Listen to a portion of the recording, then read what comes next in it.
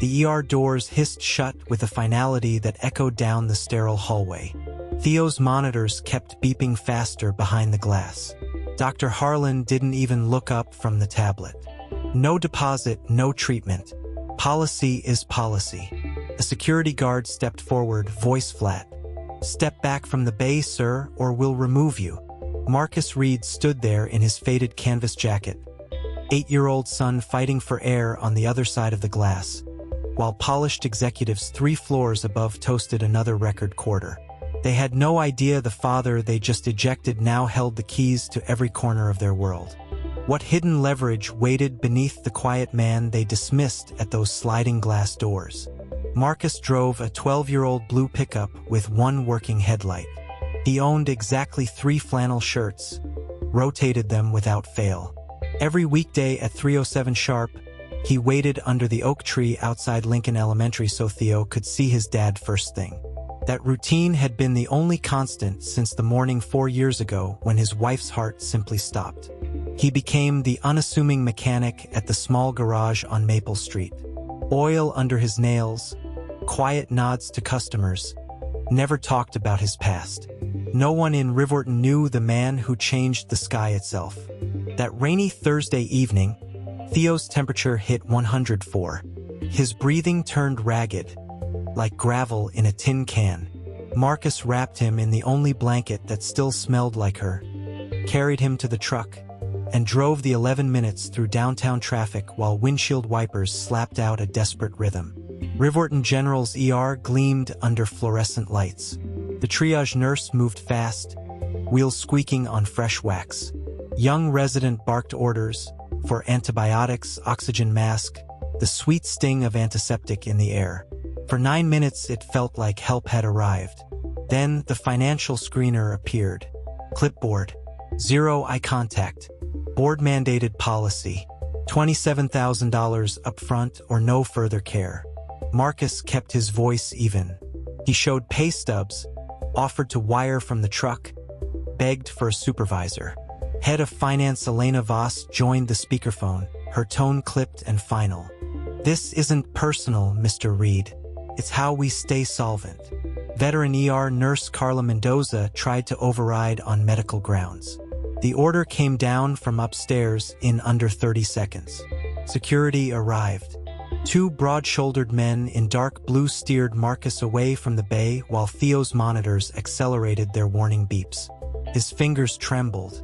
The small silver keychain slipped from his jacket pocket and clattered onto the polished tile. A tiny engraved airplane glinted under the lights. Theo's favorite toy from the year before his mother died. Marcus had carried it every day since. An elderly patient in the waiting room whispered, "That man looks like he's dying inside." They loaded Theo into an ambulance bound for County Memorial.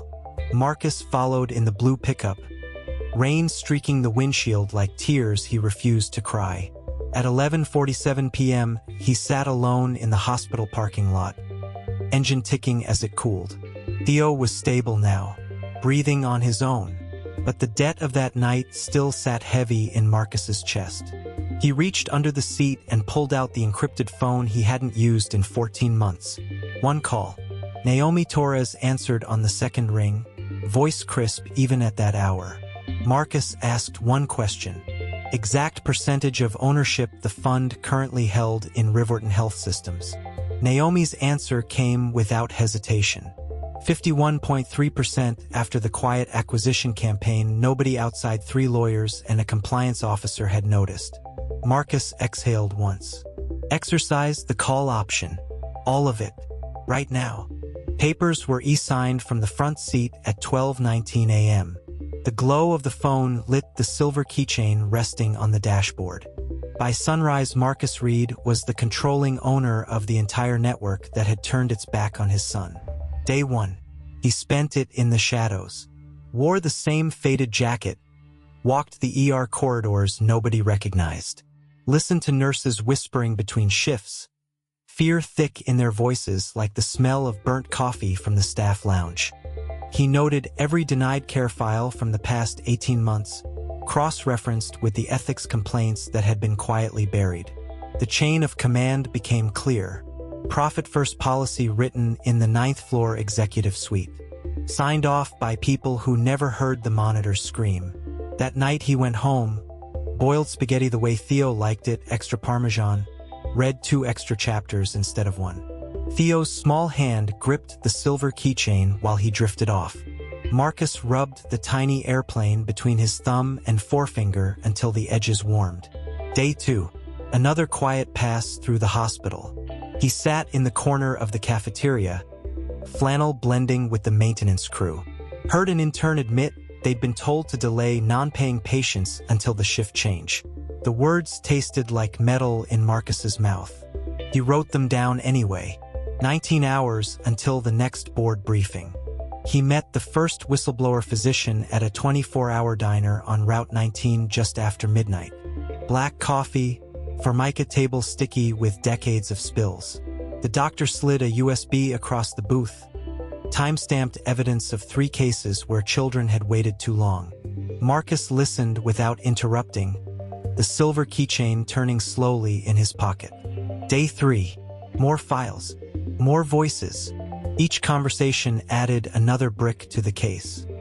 He fixed a faulty ventilator in the storage room himself at 4 a.m. when no one was watching, the faint smell of machine oil grounding him the way it always had back when he still designed for the sky.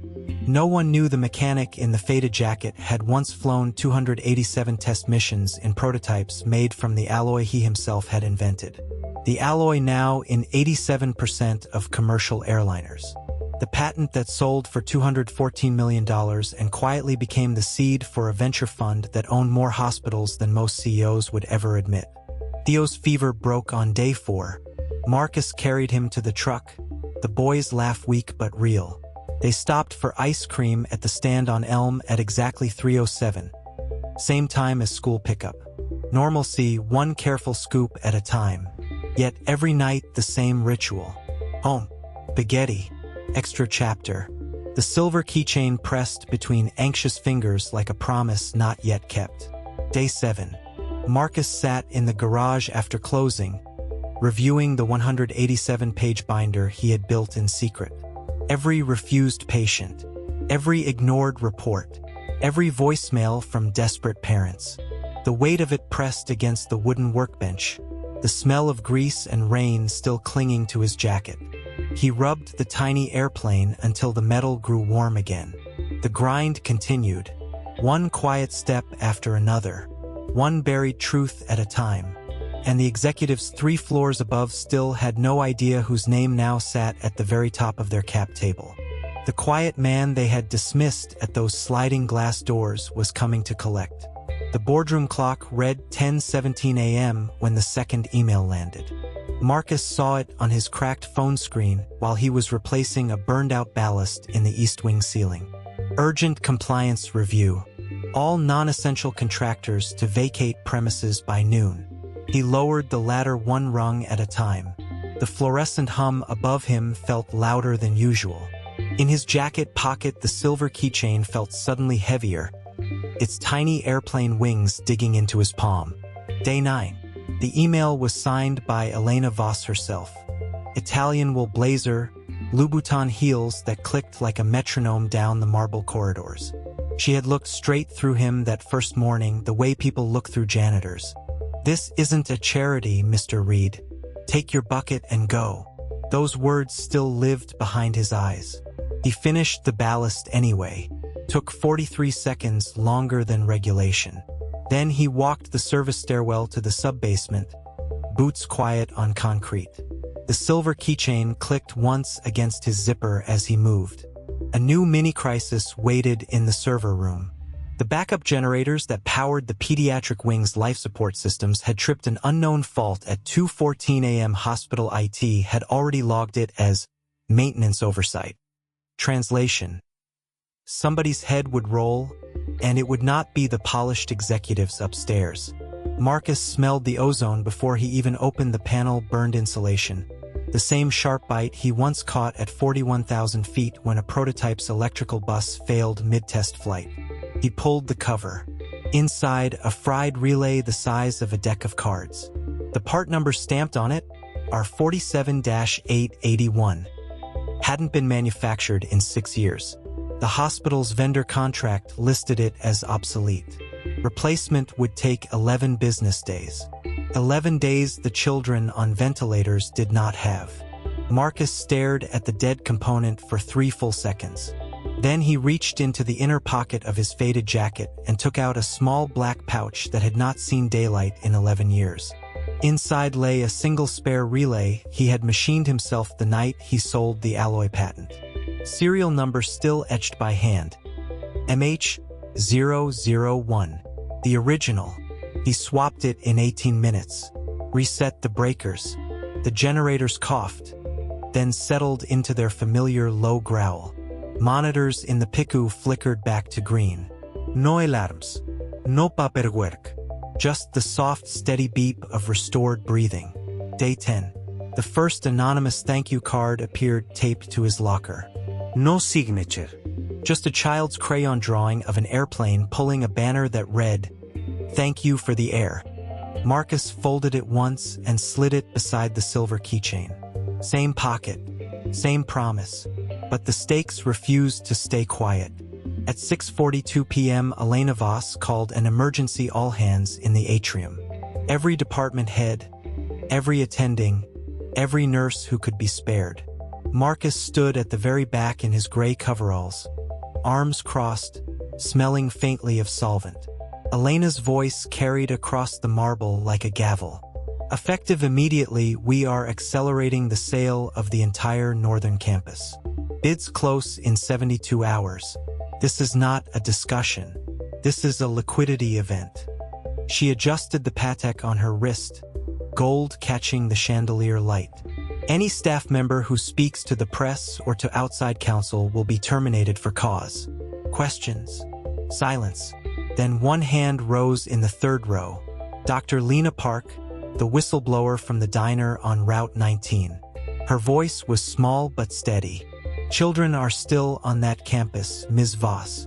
Moving them without proper transfer protocols will be handled by professionals. Elena cut in. This isn't personal, doctor. It's business. Marcus felt the keychain turn between his fingers again, metal warming against skin. 72 hours. The number repeated in his head like a countdown. Day 11. 19 hours to the sealed bid deadline. He spent the night in the records vault nobody had used since the building switched to digital in 2018.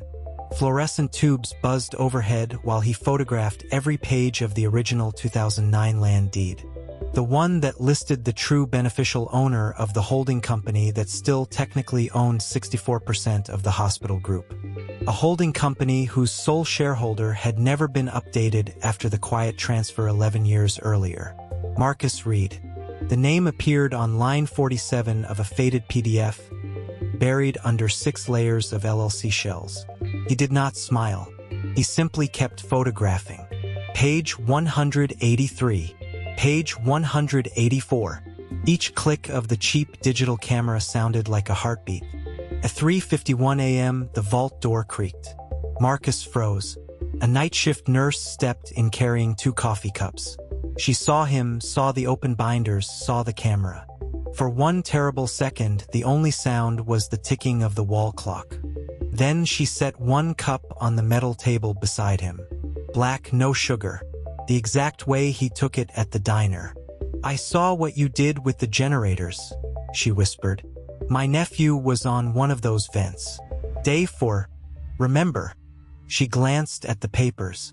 "Whatever you're doing, finish it." She left before he could answer. The coffee was still warm when he lifted it. Steam carried the faint scent of hospital chicory and something like hope. Day 12. 14 hours until bids opened.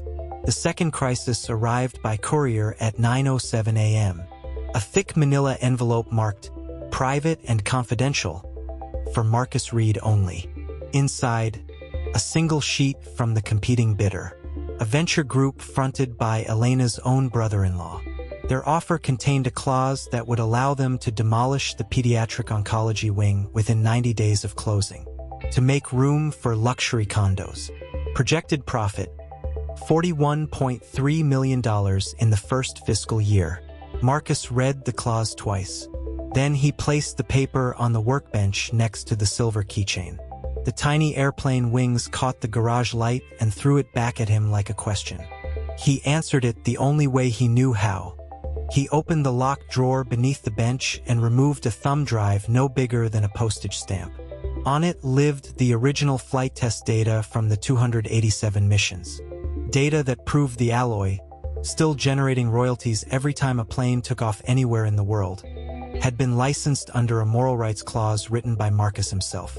A clause that gave him, and only him, veto power over any downstream use of the material in medical infrastructure, including this hospital. He copied the relevant sections, attached them to a new encrypted email, addressed it to the one person whose name still carried weight on every aviation regulatory board in the country, retired General Thomas Iron McCall, the man who had once signed off on every one of those 287 missions. The subject line contained 4 words: activate dormant patent rights. Marcus hit send at 11:43 a.m. Then he went back to mopping the lobby floor as if nothing had changed. The smell of pine cleaner rose around him. Elena Voss walked past at 12:06, talking on her phone about Cayman Island escrow accounts. She didn't even glance at the janitor pushing water across marble that gleamed like ice. But the keychain in his pocket had grown warm again. Almost hot. Day 13. 8 hours to the auction. The grind tightened.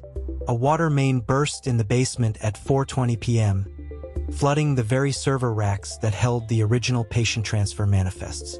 If those files were lost, the state licensing board would have no choice but to shut down the entire transfer process. Elena's team moved fast, too fast, declaring the records compromised beyond recovery and ordering an immediate hard reset of the system. Marcus was the only one who understood what that reset would erase.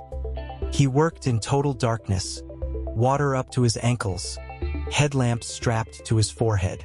The silver keychain hung from the lamp strap, swinging like a pendulum while he soldered a bypass circuit he had designed in 2000 for a completely different kind of aircraft.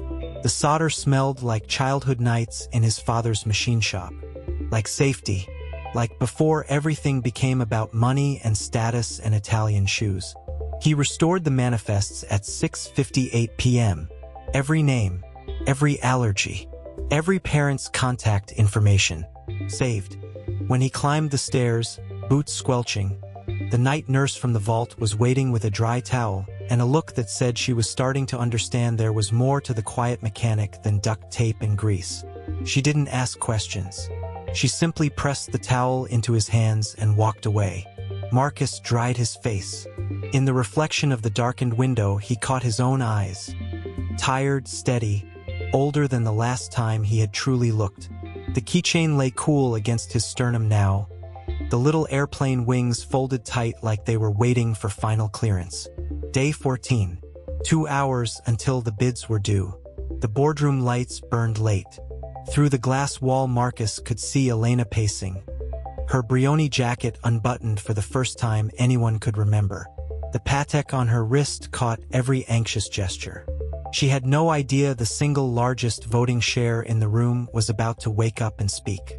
Marcus sat on an overturned bucket in the service corridor, listening to the low murmur of tense voices. In his lap rested the 187-page binder, now 214 pages. Every refusal, every ignored report, every child who had waited too long. And on the very last page, a single line typed in plain 12-point font. Beneficial owner hereby exercises right of first refusal. He ran his thumb over the silver keychain one last time. The metal had traveled with him from wind tunnel labs to combat zones to lonely diners to this cold corridor. It had never felt heavier or more ready. The wall clock clicked to 7:59 p.m. Marcus stood up, rolled his shoulders once, and started walking toward the boardroom doors. The debt was almost due. The boardroom doors hissed open at exactly 8 p.m. Every head turned. Elena froze mid-stride, her manicured fingers still gripping a red marker. The scent of fresh coffee and expensive cologne hung thick in the air. Marcus stood there in his oil-stained coveralls, the binder tucked under one arm like it weighed nothing. The keychain pressed against his chest, a quiet reminder of every mile it had flown before this moment. "Security," Elena snapped, voice sharp enough to cut glass. "Escort the janitor out. We're in the middle of something." Marcus didn't move. He set the binder on the long mahogany table with a soft thud that somehow silenced the room. Pages fanned open to the final clause. Elena's eyes narrowed at the typed line, but she waved a dismissive hand. "Whatever this is, it can wait. The bids are live. We're hemorrhaging value by the minute." Marcus spoke for the first time in weeks inside these walls. His voice was low, gravel from disuse, yet every syllable carried. "The manifests are restored. All 214 children.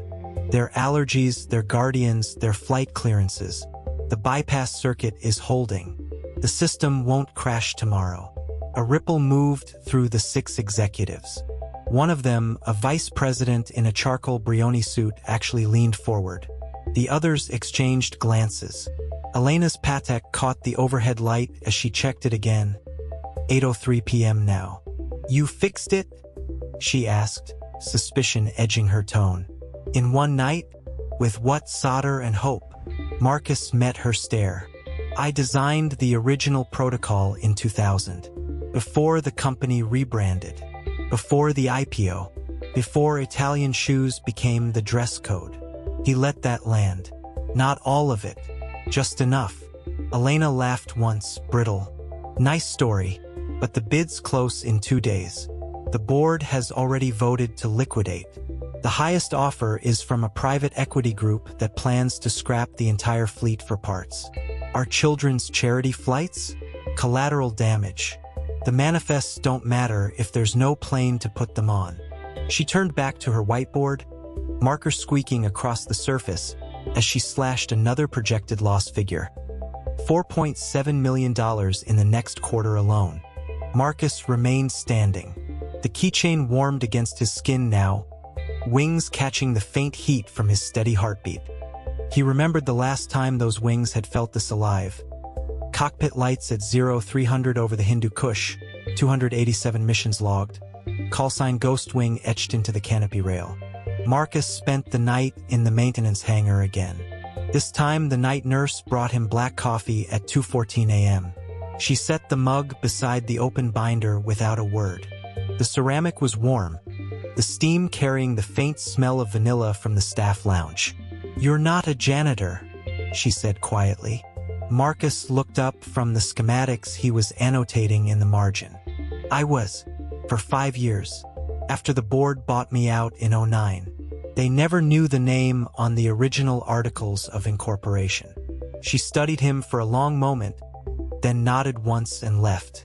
The door clicked shut behind her. At 4:47 a.m., the first new crisis hit.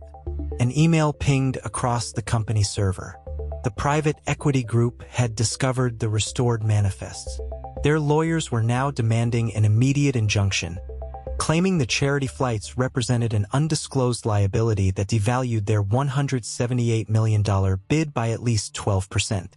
The board was being asked to strip the humanitarian clause entirely or face a lawsuit that would freeze every asset by sunrise. Marcus read the attached legal notice while the hangar lights hummed overhead. His thumb traced the silver keychain again. The metal had gone cool in the pre-dawn air. He picked up the phone. One call. 37 seconds. A voice on the other end answered on the second ring.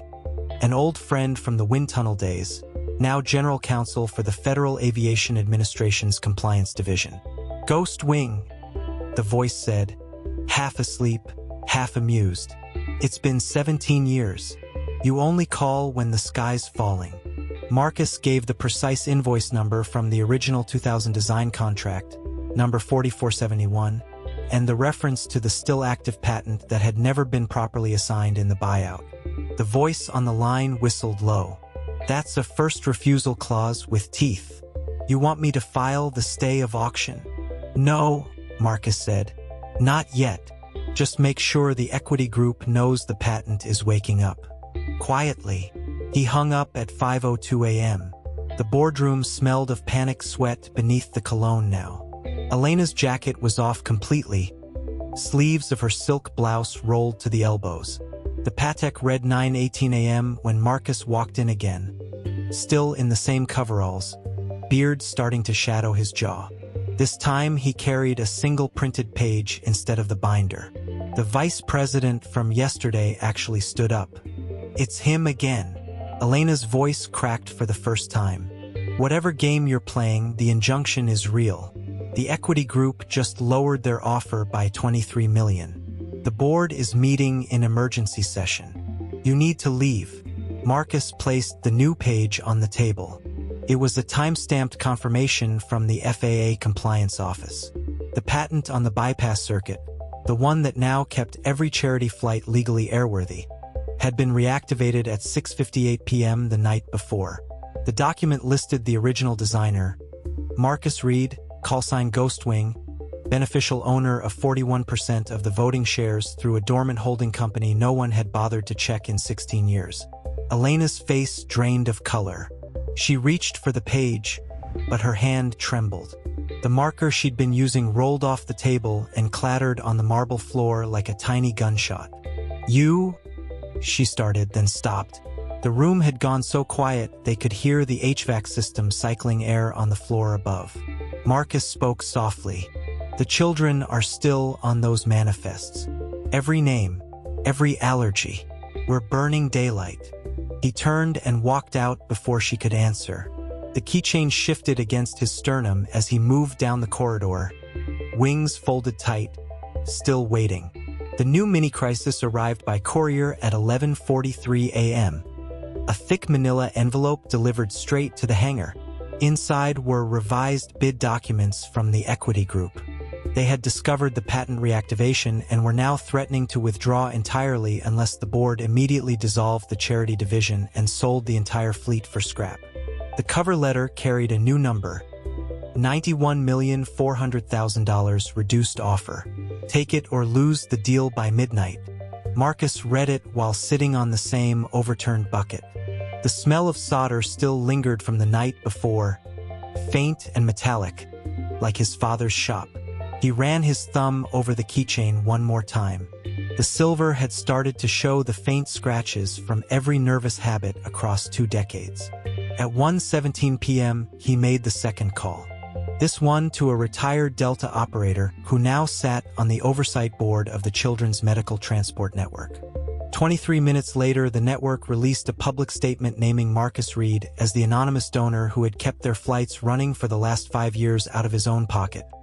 $2.4 million personally wired, never once claimed on taxes. The statement hit the wires at 2:04 p.m. By 3:30, the first news van pulled into the corporate lot.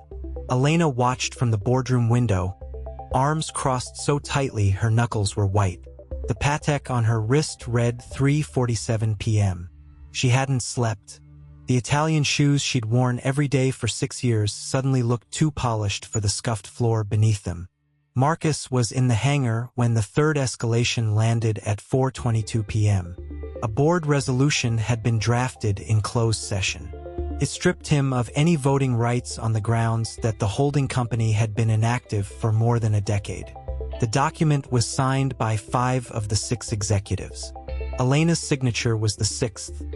Shaky, the ink slightly smeared as though her hand had been trembling when she wrote it. He stared at the copy that had been slid under the hangar door. The paper felt cold. The keychain, by contrast, burned now against his chest like a brand. Marcus spent that night restoring one more thing no one had asked him to fix: the original tail number of the flagship aircraft, N-287GW, the very plane that had carried his first 287 missions before it was sold into civilian charter. He painted the numbers himself under the hangar floods, the smell of enamel sharp in his nose. The night nurse found him there at 1:12 a.m. She carried a thermos of soup this time, chicken noodle, the same kind his father used to heat on the shop's hot plate when projects ran late. She set it beside him without speaking, then hesitated. "My daughter's name is on one of those manifests," she said. Leukemia transport. Flight leaves in 6 days if the planes are still here. Marcus looked up. For the first time in weeks, his eyes weren't steady. They were tired, but something else lived there now. Purpose. The keychain caught the light as he stood, wings glinting like they had just been cleared for takeoff. "Tell her the plane will be waiting," he said. He walked back toward the main building as the sun began to edge the horizon. The debt had grown heavier with every passing day, but so had the wings against his chest. They were no longer waiting for clearance. They were ready to fly. The hangar door groaned shut behind him at 5:47 a.m. on what the countdown now read. Day 20. 18 hours to the auction. Marcus carried the thermos back to the break room, the chicken noodle now cold, the steam long gone. He set it on the scarred counter beside a stack of unread maintenance logs. The keychain swung once against his sternum, a small metallic click that echoed in the quiet. He had not slept. Instead, he had spent the last 3 hours pulling the original flight manifests from a rusted filing cabinet no one had touched since the buyout. One by one, the names surfaced under the fluorescent buzz.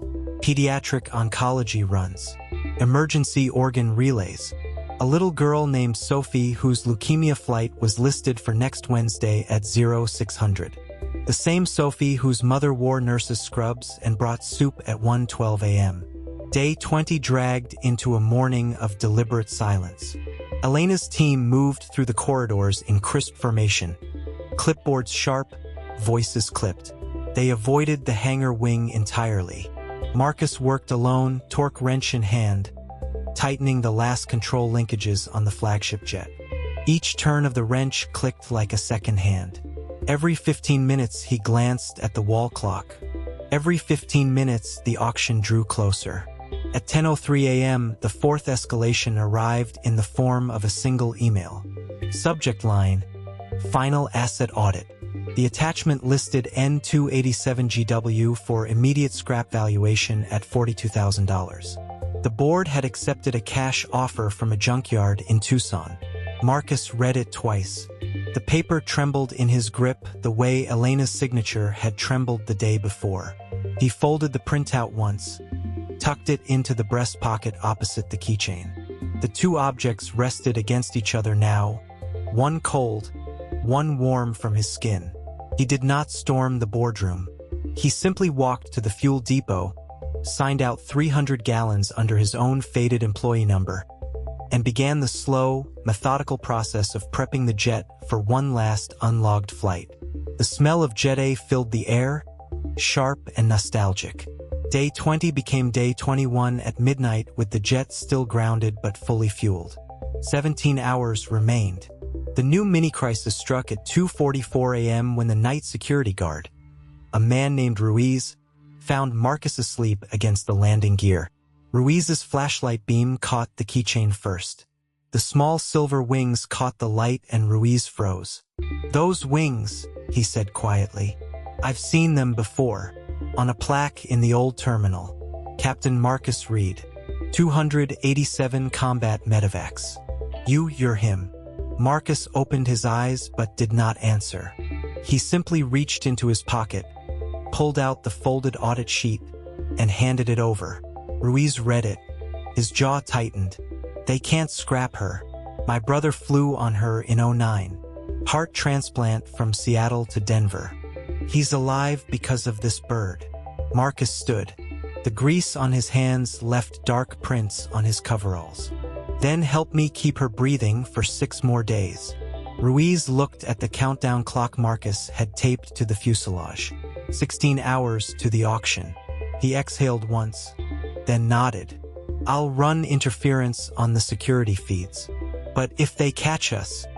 "They won't," Marcus said. The keychain clicked again as he turned back to the cockpit ladder.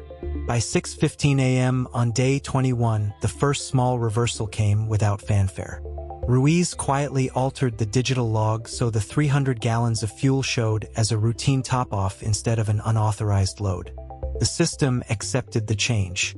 Marcus watched the screen flicker green. He returned to the hangar and found the nurse waiting again.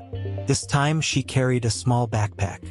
Inside was a child's drawing of an airplane with the tail number N287GW scrawled in purple crayon. Sophie's name was printed at the bottom in careful block letters. "She drew it last night," the nurse whispered. "After I told her the plane might still fly." Marcus took the drawing. The paper was warm from being carried against the woman's body. He pinned it above the instrument panel where the pilot's seat used to be. The keychain came out next. He hung it from the yoke, wings facing forward, exactly as it had hung during 287 missions years earlier. Day 21 bled into afternoon. The grind continued in precise, measured beats. Marcus replaced a cracked hydraulic line at 11:47 a.m. He recalibrated the altimeter at 1:22 p.m. Each task was small. Each task was necessary. Each task pushed the jet one step closer to airworthiness while the countdown ticked in 10-minute increments on the wall. At 3:05 p.m., the fifth escalation landed. 2 repo men arrived in a black Suburban, Italian shoes dusty from the tarmac. They carried stainless steel clipboards and wore the embroidered logo of the holding company. Their instructions were simple: disable all aircraft systems and install wheel locks before the auction block opened at 8 a.m. the next day. Marcus watched them from the shadows of the hangar catwalk. The keychain pressed against his chest like a heartbeat. He waited until the men entered the cockpit, then descended the stairs without sound. When the first repo man reached for the master switch, Marcus spoke from the doorway. "Leave it." Both men turned. One smirked at the sight of the grease-stained coveralls. "This bird scrap, pal. Company orders." Marcus stepped inside. The smell of their cologne clashed with the lingering jet A. He pulled the audit sheet from his pocket, unfolded it slowly, and laid it on the center console. "Read the fine print. The plane is still listed under a grandfathered charter license. You disable her now and the FAA will ground every jet on this field for 6 months. That's $43 million in lost revenue. Your bosses won't thank you." The second man hesitated. His Patek flashed under the cabin lights. He checked his own tablet, scrolled, then looked up with new uncertainty. Marcus continued, voice low. 14 hours to the auction. Walk away. Let the process play out. The repo men exchanged a glance. After 30 silent seconds, they gathered their tools and left. The wheel locks remained in their Suburban. The jet stayed untouched. A small reversal. Another knot in the debt quietly loosened. Day 22 began at midnight with rain hammering the metal roof. 13 hours remained. Marcus sat in the pilot's seat for the first time in years, Sophie's crayon drawing fluttering each time the wind found a gap in the fuselage seal. The keychain swayed from the yoke like a pendulum. He ran through the pre-flight checklist from memory, each switch and gauge exactly where muscle memory said it should be. The night nurse appeared again at 2:19 a.m. She carried no soup this time, only a thermos of coffee and a fresh worry line between her brows. Elena just posted the final bidder list to the secure portal. 3 scrap firms. 1 medical transport conglomerate that wants the route rights but not the actual aircraft. They plan to part her out at sunrise. Marcus took the coffee. The steam warmed his face. Then we make sure she's too valuable to part out. He spent the next 90 minutes showing the nurse how to run the auxiliary power unit. She proved a quick study. By 4:05 a.m., the cockpit lights glowed soft amber. The instruments woke like old friends. The keychain caught the new light and threw tiny reflections across the overhead panel. Day 22. 11 hours to the auction. The next mini-crisis arrived at 7:30 a.m. in the form of Elena herself. She entered the hangar wearing the same charcoal suit from the first day, but the hem of her left pant leg now carried a faint smudge of grease. She had clearly walked the tarmac alone. Her eyes found the lit cockpit, then Marcus standing on the wing root. "You were told to stay away from this aircraft." Marcus wiped his hands on a rag that smelled of solvent. "I was told a lot of things." Elena's gaze drifted to the crayon drawing, then to the silver keychain still dangling inside. Recognition flickered across her face, too brief to name. She opened her mouth, closed it, then spoke again. The board meets in 40 minutes to ratify the winning bid. Whatever you think you're doing here ends at 8 o'clock tomorrow morning. Marcus met her eyes. The rain had eased into a steady drizzle that tapped the hangar roof like distant applause. Tell the board the plane will be ready for inspection at 0700. One final test flight. If she doesn't meet airworthiness standards, they can melt her down. But if she does, he left the sentence unfinished. Elena studied him another moment, then turned on her heel. The sound of her Italian shoes faded down the corridor until only the rain remained. 10 hours to the auction. Marcus climbed back into the cockpit. The seat felt familiar now, the leather cracked but forgiving. He lifted the keychain from the yoke, closed it inside his fist, and for the first time in weeks allowed himself a single, slow breath that carried the scent of enamel, Jedi, and distant chicken noodle. The grind continued. He replaced a faulty fuel pump at 9:12 a.m. He ran a full avionics diagnostic at 10:47 a.m. Each completed task was logged in a small black notebook he kept in the side pocket of his coveralls. Page after page filled with precise times, torque values, and pressure readings. The notebook had belonged to his father. Its cover was soft from years of shop grease. Inside the back flap was the original orders for mission number 1, dated 14 years earlier. Marcus had not opened that flap yet. Not until the debt was paid in full.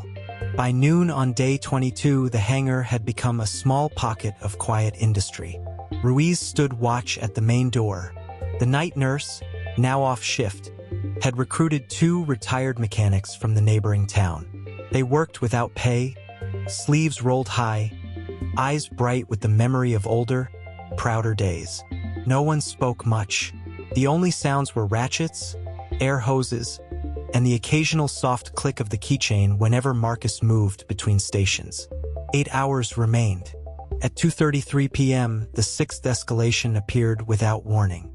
A courier on a black motorcycle delivered a sealed envelope directly to the hangar. Inside were new documents. The holding company had accelerated the auction by 12 hours. It would begin at 2,000 tonight instead of 0800 tomorrow. The bidder list had grown. A 4th party had entered at the last minute. An offshore shell company rumored to represent foreign interests that wanted the airframes for spare parts only. Marcus read the courier's timestamp, 14:33. 6 hours and 27 minutes until the gavel fell in the main conference hall across the tarmac.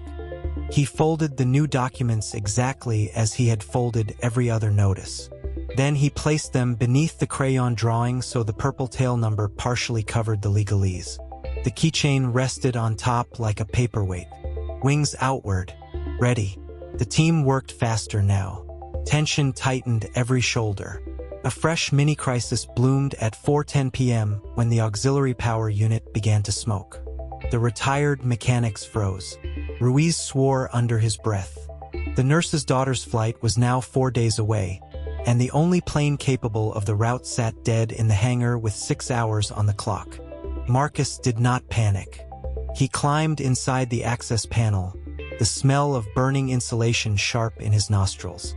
His hands moved with the same calm he had used at 30,000 feet under fire. 23 minutes later, the unit hummed again, steady and clean. The smoke cleared. The instruments glowed once more. Another small reversal. The debt tightened further. 5 hours to the auction. Outside, the conference hall lights flickered on early. Marcus could see executives moving behind the tall glass windows, Elena among them, her silhouette unmistakable. She kept glancing toward the hangar. Once she even lifted a hand as if to wave, then let it fall. Marcus turned away. He lifted the keychain from the console and slipped it back around his neck. The metal had warmed again. It no longer burned. It simply rested there, a promise kept alive by every bolt tightened, every wire spliced, every minute stolen from the countdown. Day 22, 4 hours and 41 minutes remaining. The grind resumed, each movement now edged with urgency. The jet's belly lights came on at 5:22 p.m. The navigation beacons blinked at 6:03 p.m. Inside the cockpit, the smell of fresh coffee mixed with hydraulic fluid and the faint crayon wax of a child's hope. Marcus sat in the captain's seat once more, checklist in hand, and began the final dry run of every system that would matter when the sun went down. The rain had stopped. The tarmac glistened like polished obsidian. Somewhere beyond the glass walls of the conference hall, polished shoes waited for the auction to open. Somewhere inside the pediatric ward, a little girl clutched the same drawing her mother had carried across the rain-soaked field. Marcus looked at the keychain, wings catching the last of the hangar floods. He closed his fist around it and felt the slow, steady pulse of everything still owed. 3 hours and 19 minutes to the auction. The next escalation was already forming beyond the hangar doors. He could feel it in the way the executives began to gather at the windows. He could hear it in the low murmur of new voices arriving on the ramp. Yet, for the first time since the board resolution slid beneath the hangar door, Marcus allowed himself the smallest of smiles. The wings against his chest were no longer waiting. They were clearing for takeoff. The hangar doors rattled at exactly 7:47 p.m. A black Suburban rolled in, headlights slicing through the damp air. 2 men in Brioni suits stepped out first, followed by a third carrying a tablet that glowed with red status bars. Elena trailed them, arms crossed tight over her charcoal blazer, the same one she'd worn the day she'd told him his time was up. "Mr. Reed," the lead suit announced, voice echoing off the steel rafters. "The board has reviewed the telemetry you submitted. Impressive on paper. Still not enough to shift the reserve price. The jet stays on the block." Marcus didn't rise from the cockpit ladder. He simply nodded once. Elena's eyes flicked to the open access panel behind him, then to the fresh weld marks still cooling on the starboard wing. She opened her mouth, closed it again. The keychain around Marcus's neck caught the overhead fluorescence and flashed once, silver wings glinting like a distant signal. Day 22, 2 hours and 53 minutes to the auction. The first new crisis arrived in the form of a USB drive slapped onto the workbench at 8:14 p.m. "Firmware lock," the second suit said, tapping the drive. "Factory encryption. You bypass it, the entire flight control suite bricks. Corporate policy. No overrides without the CEO's biometric key. And he's on a plane to Singapore." Elena shifted her weight. Her Italian heels clicked once against the concrete. "It's over, Marcus. Even if you somehow get the hydraulics singing, the avionics won't talk. The jet is scrap without those codes." Marcus stared at the drive for 3 full seconds. Then he reached into the breast pocket of his oil-stained coveralls and pulled out a thin, dog-eared logbook. The same one that had ridden in his flight suit on 287 combat missions no one here knew about. He flipped to a page marked with a child's crayon star. He didn't explain. He simply plugged the drive into a battered laptop that looked older than the jet itself, typed a 12-digit sequence he had never written down, and waited. The screen flickered. Lines of green code scrolled like rain. At 8:21 p.m., the master caution lights in the cockpit blinked twice, then went dark. The navigation suite rebooted clean. Horizon bars leveled. The smell of warm circuitry drifted through the open canopy. Elena's lips parted. One of the suits actually took a half-step backward. Marcus closed the logbook. The keychain swung gently as he stood, metal warm against his sternum. Another small reversal. The debt tightened. 1 hour and 42 minutes to the auction. He moved to the fuel truck next, because the second crisis was already breathing down his neck. The Bowser's digital meter had been tampered with. Every gallon it claimed to dispense registered only half on the aircraft's own gauges. Enough to strand the jet on final approach if he didn't catch it. Marcus worked in silence while the conference hall windows filled with more silhouettes.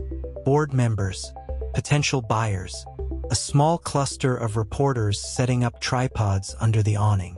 Elena stood apart from them all, phone in her hand, thumb hovering over a number she couldn't quite bring herself to dial. At 9:03 p.m., the fuel totalizer read full.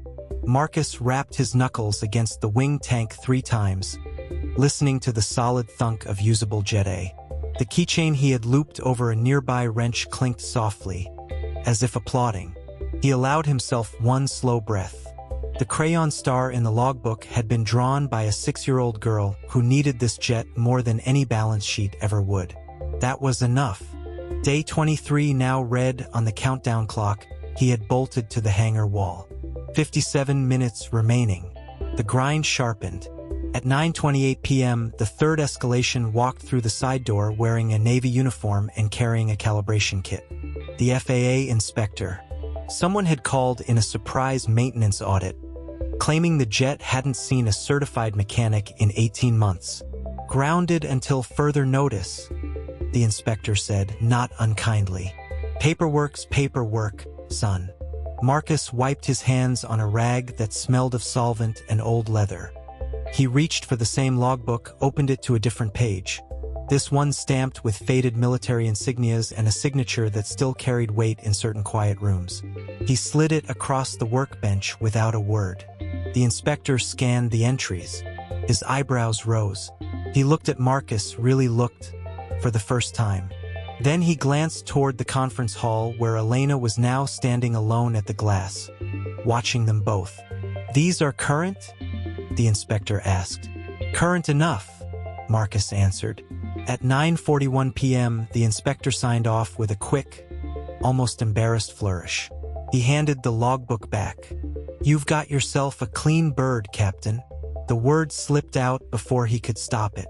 Marcus said nothing. The keychain lay on the bench between them, silver wings catching the inspector's flashlight beam. The man noticed it, paused, then gave the faintest nod of recognition before walking back into the night. Elena remained at the window. Her hand had come up again, not waving this time, simply pressed flat against the glass like she was trying to hold something fragile in place.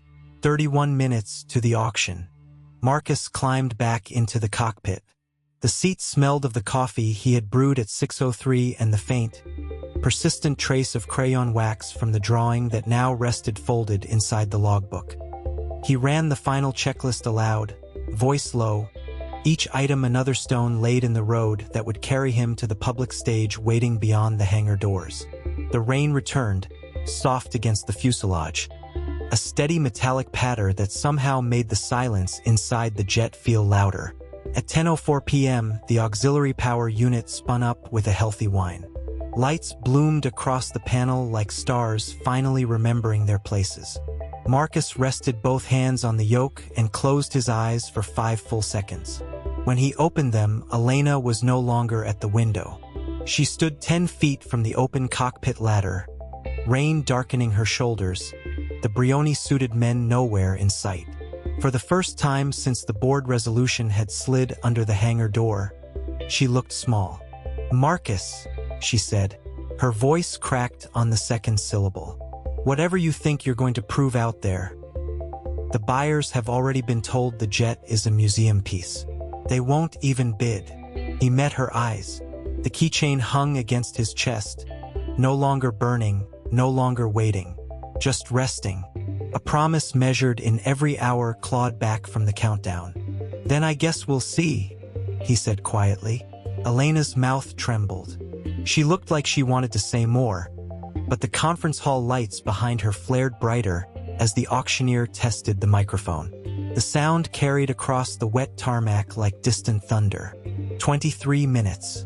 Marcus reached down and lifted the keychain from around his neck. He held it out between them. The silver wings turned once in the hangar light, catching the faint crayon smudge that had never quite washed off the back. Elena stared at it. Recognition flickered across her face, slow and painful, the way dawn breaks over a battlefield you thought you'd already won. Day 23, 19 minutes to the auction. The next escalation was already forming in the murmur of voices drifting from the hall. Marcus could hear the auctioneer clearing his throat, the scrape of folding chairs, the click of expensive shoes finding their places in the front row. He slipped the keychain back over his head. The metal settled against his skin, warm again. The grind continued. At 10:17 p.m., the final crisis arrived in the form of a single phone call. The pediatric ward. The nurse's voice on speaker was tight with worry. "She's taken a turn, Mr. Reed. Fever's climbing. She keeps asking for the wings. The ones you promised would fly her home." Marcus's knuckles went white on the throttle quadrant. Outside, the rain intensified, drumming against the canopy like impatient fingers. Elena stepped closer to the ladder, close enough now to hear every word. Her polished heels splashed in a shallow puddle. The sound was small and sharp. He looked at the keychain, looked at the logbook, looked at the woman who had once told him, "You're just a mechanic with a toolbox and a sob story. Take your box and go." Then he keyed the radio, voice steady. "Tell her the wings are warming up. Tell her daddy's almost finished paying what he owes." He ended the call. Elena's breath caught.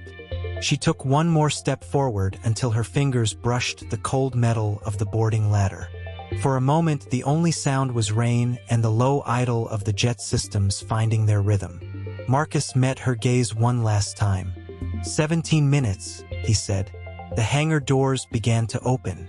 The conference hall lights spilled across the tarmac in long golden rectangles. Rows of faces turned toward the sound of engines rising.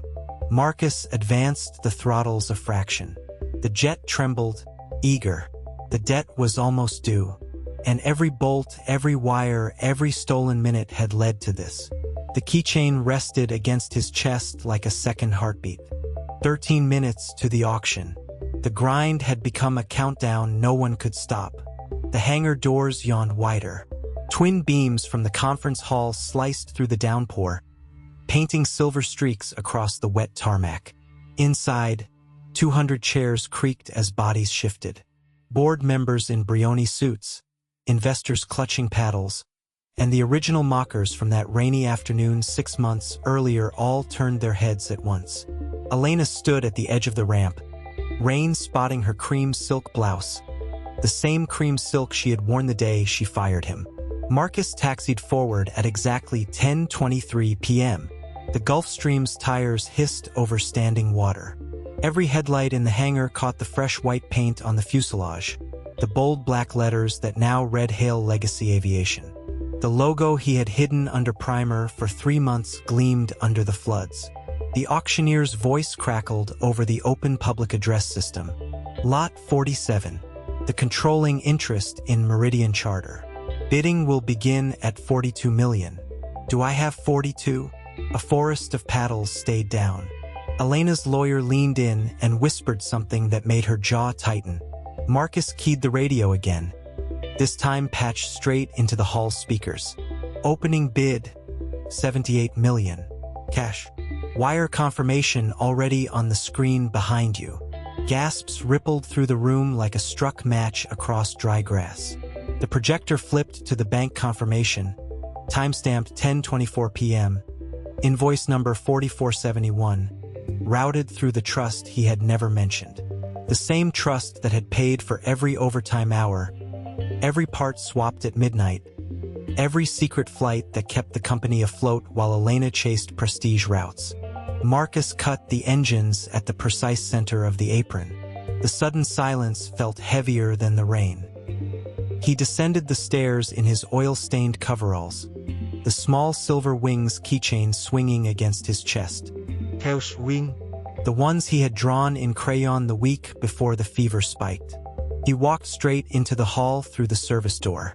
Water dripped from his sleeves onto the marble. 200 faces watched him. The same faces that had chuckled when Elena told him, "You're just a mechanic with a toolbox and a sob story. Take your box and go." He stopped 10 feet from the podium. The auctioneer froze mid-gavel. Marcus spoke into the live mic, voice low but carrying to the rafters. Meridian Charter never belonged to the holding company. It belonged to the man who flew 287 medevac missions before he buried his wife and raised a son alone. The man who rebuilt every engine in that fleet on his own time so the bills stayed paid. My name is Marcus Reed. I never left. I simply waited. A single paddle went up in the back row. An older pilot, one of the first to quit when Elena cut overtime, raised it without hesitation. 112 million, he called out. His voice cracked on the last word. The number detonated. Phones lit up. Reporters in the press aisle stood. Elena's face drained of color.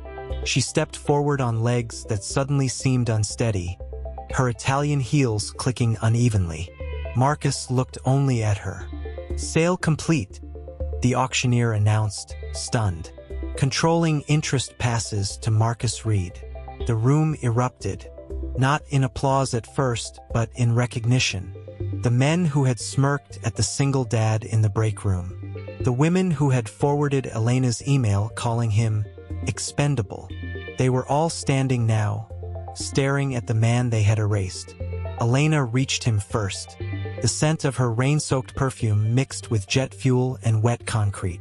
She stopped an arm's length away. Her hands trembled around a folded piece of paper she had carried for weeks. The original termination notice she had never been able to throw away. "Marcus," she said, voice barely above the dying murmurs. "I need to speak with you. Privately. Please." He followed her into the small green room off the main hall. The door clicked shut. Inside, under the hum of a single fluorescent tube, Elena's polished armor finally cracked. She set the termination letter on the table between them. Her fingers left damp prints on the corner. "I was cruel," she whispered. "I saw a man with grease under his nails and a child in the hospital, and I told myself efficiency mattered more than loyalty. I was wrong. You kept this company alive while I was busy posing for trade magazine covers." "I'm sorry." "I'm so damn sorry." Marcus said nothing for 5 full seconds. The keychain warmed against his sternum. Then he reached out, took the letter, and tore it once down the middle. The sound was small but final. When they returned to the hall, the crowd had not sat down. Elena walked to the podium without being asked. The microphone squealed as she adjusted it. Every camera lens in the room swung toward her. She cleared her throat. The sound echoed. "6 months ago, I stood in this same building and dismissed the only person who truly understood what Meridian was worth. Tonight, I stand corrected. Marcus Reed is not just the new majority owner. He is the reason any of us still have jobs. I was arrogant, I was blind, and I was wrong. I apologize publicly, without reservation, to Marcus, to his son Theo, and to every employee I let down." She stepped back. The silence that followed was absolute. Then the applause started. It built like thunder rolling in off the runway. Marcus stood motionless as the sound washed over him. In his pocket, his phone buzzed. A text from the pediatric nurse, timestamped 10:51 p.m. Fever broke. He's sleeping with the crayon wings on his pillow. He closed his eyes once. When he opened them, Elena was offering her hand. He took it, not in victory, but in recognition of the long road both of them had walked. Later that night, the hangar lights dimmed to a single overhead spot. Marcus sat on the edge of the air stair, engine heat still radiating against his back. The keychain rested in his open palm. Rain had stopped. The tarmac smelled of wet asphalt and kerosene. A small figure appeared in the doorway, wrapped in a blanket. Theo, discharged early, pale but smiling. He climbed into his lap without a word. The crayon wings, now smudged and creased, poked from his hoodie pocket. Elena stood a respectful distance away, watching. For the first time, her posture carried no armor, only quiet regret and the beginnings of something like grace. Marcus folded the little boy's fingers around the silver keychain. "These wings brought us home," he said softly. Theo pressed his face into his chest. The metal warmed between them, a second heartbeat finally at rest. In the weeks that followed, the company restructured under its rightful name. Routes were restored. Overtime returned. Theo's hospital bills were paid in full by a quiet wire from the new owner's account. Elena took a seat on the advisory board, no longer CEO, and began arriving at 6 a.m. to learn the maintenance logs she had once ignored. And every evening at dusk, when the hangar doors rolled open, a single Gulfstream would taxi out bearing fresh white paint and a small hand-drawn sticker on the cockpit window. 2 crooked crayon wings. Some debts are paid in dollars. The ones that matter most are paid in time, in silence, and in the steady turning of wrenches long after everyone else has gone home. Marcus never spoke of revenge again. He simply flew, and in the sound of those engines rising, the only thing that could be heard was the quiet promise kept between a father, his son, and the sky that had never forgotten him.